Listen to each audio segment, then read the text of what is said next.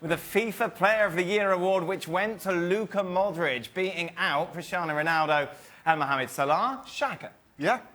Is he the deserved recipient of this award? I believe so. When you look at Luka Modric's body of work over the last 12 months, the Champions League, getting to the World Cup final, yes. And ordinarily, and we've seen this over the last decade or so, where it's gone to between Lionel Messi and Cristiano Ronaldo, almost based on goals. I think it's refreshing to see somebody like Luka Modric, who maybe doesn't have the numbers, but has the performance and has the metrics. And I have absolutely no problem with this award. You looking at me? Yeah.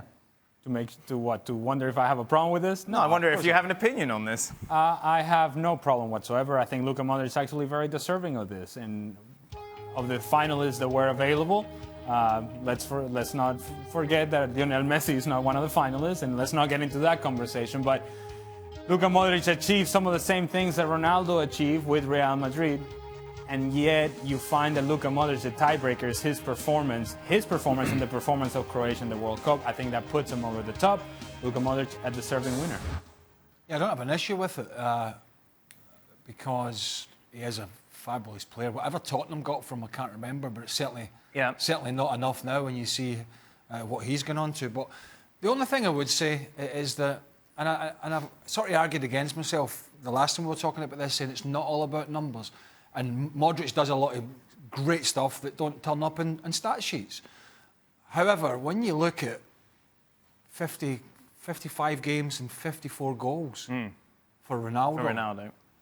Do you think if Ronaldo was a bit like Salah in that this was the first season that he'd done that, put in those sort of numbers, 100%, and then he would be at the one? It's just that we're just already kind of taking it for granted, like Messi. Really. Yeah, I think there is an element of whoever was voting for these things and the different people that were voting. Shall I explain it? Yeah. 25% of the vote is fans. The 75% is then made up of coaches, players and journalists. Right, so I get the feeling that there was almost a boredom of giving it to the two best players of their generation, by far.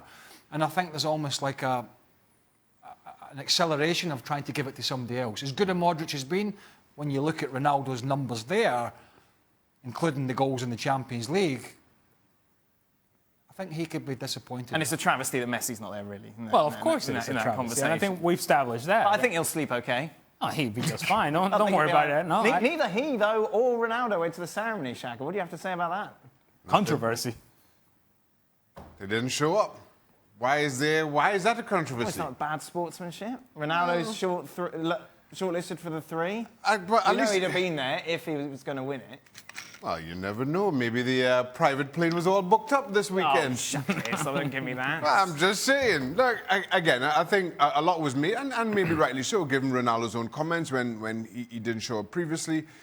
This time around, if you know you're not coming, you get that message across early enough.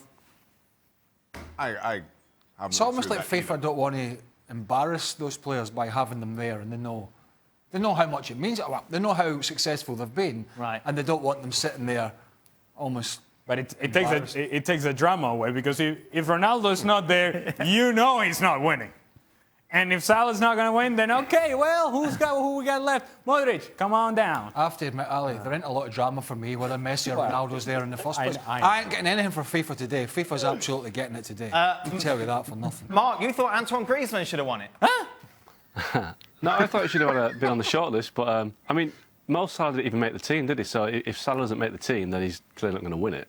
I do think Modric is the deserving winner because, for all Ronaldo's achievements, he didn't really do it in the World Cup this time. And I think Modric did, and I think in a World Cup year, you have to kind of go with a player who, raises his team or his nation to a different level. And Modric did that. He didn't win the World Cup in the end, but could he give it to Mbappe? Well, he didn't do enough for the club side in PSG. So I think Modric, in a World Cup year, has kind of covered all the bases more than anybody else. So I think he's a deserving winner. But, yeah, Griezmann, I think he had a good year as well, but he didn't make the shortlist.